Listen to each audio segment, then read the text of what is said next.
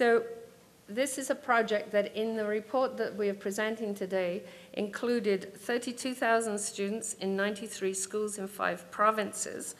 We collected data on student demographics, student engagement, and school and classroom climate factors, and Doug Wilms looked at the relationship among all of these. The participating schools and districts get the data for their own schools, which is what I think makes this a really powerful system. So it's not, you know, kids do a survey and then months later somebody gives you a big national report with lots of figures in it. This is data that the schools get, often within a day of completing the survey, and the districts get the data for all of their schools. And then at the national level, we have the data for 32,000 students. And by the way, it's grown, so next year it's more like 50,000 students.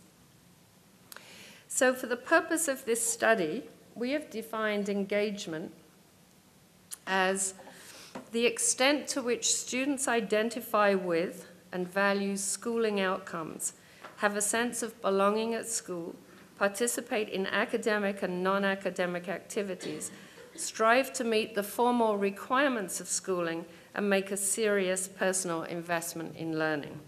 So I'm pleased to ask Jodene to give you some of the results.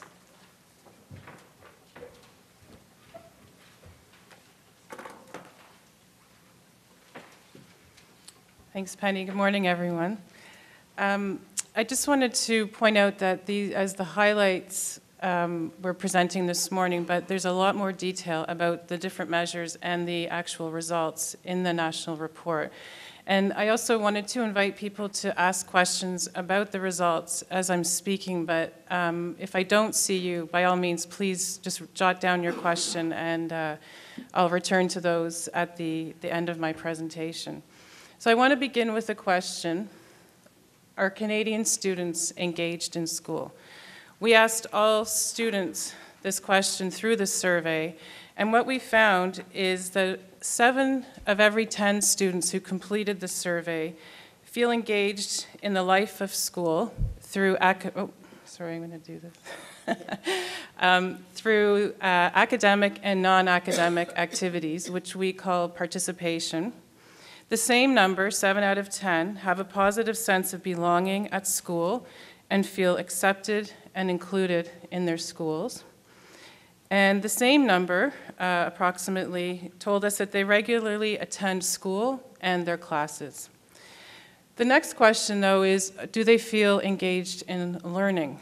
And what we found in this area is only 37%, and this is the final bar under intellectual engagement, or about 4 in every 10 students who answered questions on the survey described their learning as enjoyable, interesting, challenging, engaging. In most cases, what we also found, though, is that these experiences vary quite dramatically by grade level. As students enter the middle grades, their participation, attendance, and experience of intellectual engagement begins to drop considerably.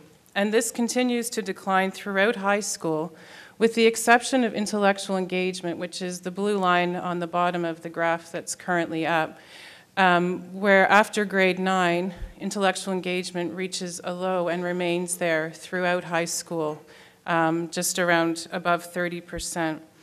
But there's another interesting result that's showing up on this graph, and that relates to sense of belonging.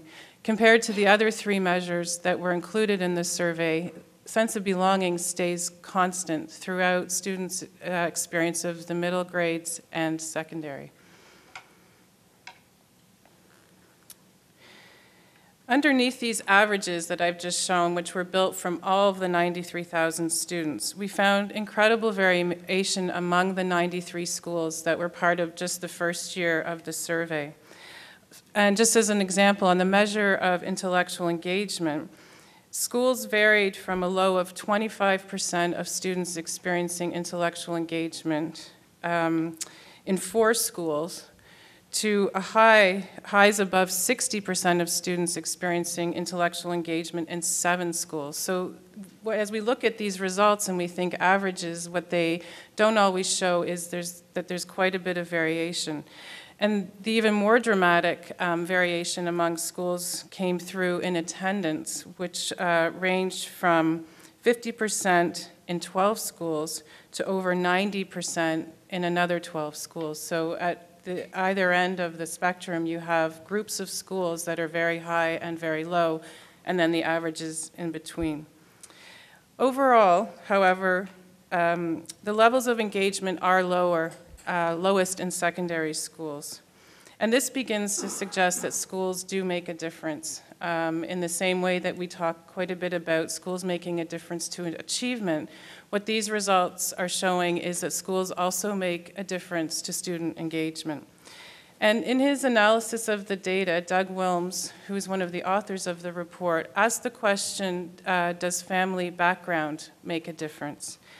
And he found, and this is just one example, there's quite a bit more of these in the report, that students with the highest levels of socioeconomic status, and that's the top 20% of the 93,000 students, were 1 1/3 more likely to be engaged socially, academically, and intellectually compared to the 20% of students who have the lowest socioeconomic backgrounds in this study.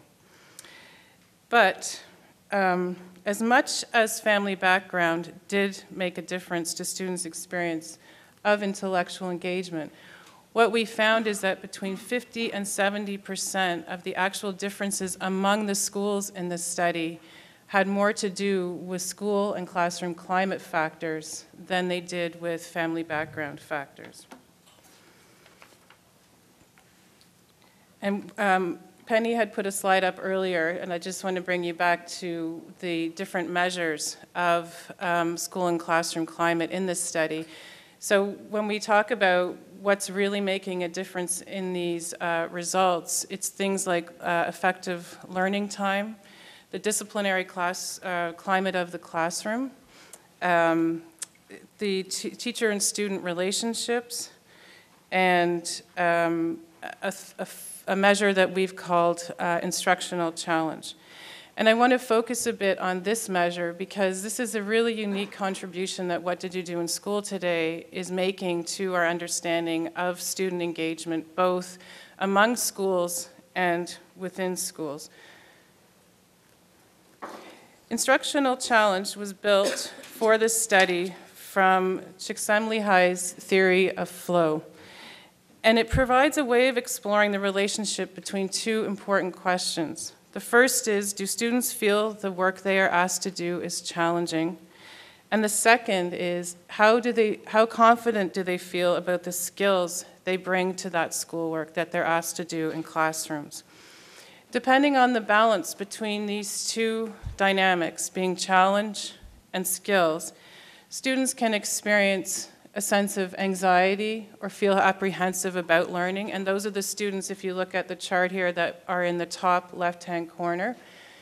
They feel the challenge of the lesson is too high in comparison to the sense of confidence they have about the skills they bring to it. They can experience a sense of apathy, and that's the students in the lower left-hand corner who feel that the challenge of the lesson is low, combined with a low sense of confidence in the skills that they bring to it. Moving to the right, they can feel boredom and not find the schoolwork that they are asked to do interesting because the skills they bring to it are higher than the challenge that's presented to them through the learning. And then the fourth category is a sense of flow.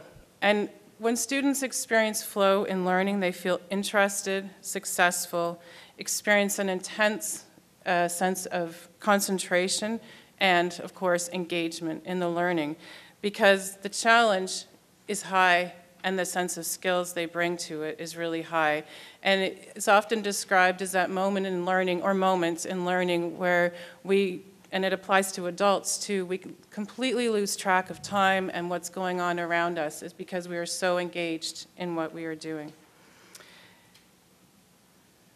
So what we did through this study is measured instructional challenge in math and language arts classes The reason it's only these two so far is that we knew that the majority of students in schools would be taking these classes, so it was a way to capture the largest number of results. And what we found as students described their experiences is that fewer than half of Canadian students are experiencing a sense of flow in their learning in math and language arts classes. And here we begin to look at, the report breaks these down into middle and secondary school results, but we're just going to look at the secondary level right now. Looking at instructional challenge more closely in secondary language arts classes, 1/3 feel that their work lacks challenge in relation to the skills that they bring to it, and that's the bottom right-hand corner. 1 in 5 feel anxious about meeting the challenges presented in the work that they're doing in their classrooms. And a small percentage, 7%, feel apathetic towards learning. In comparison, here we have the results for secondary school mathematics courses.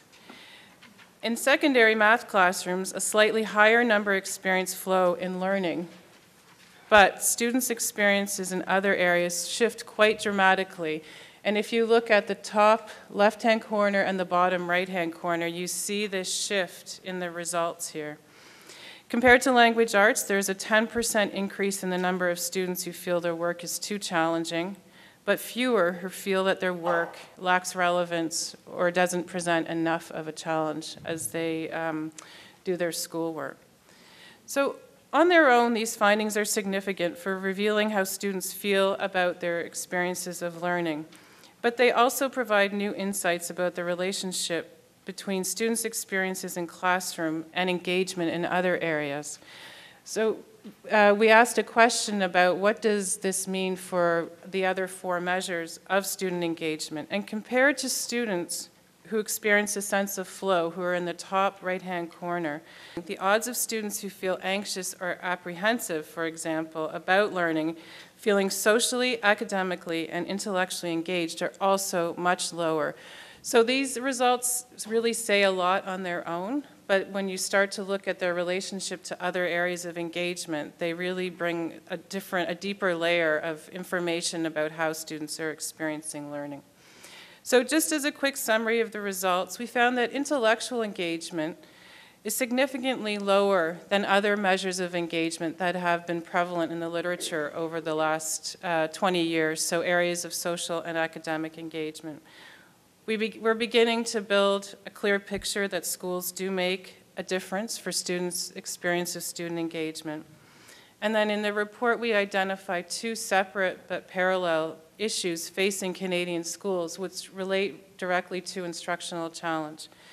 That these challenges relate to designing instruction for the significant number of students who feel apprehensive or anxious about their learning, and on the other side, the equally large number of students who are confident in their skills but are likely to become disengaged because they're not appropriately challenged in their classrooms.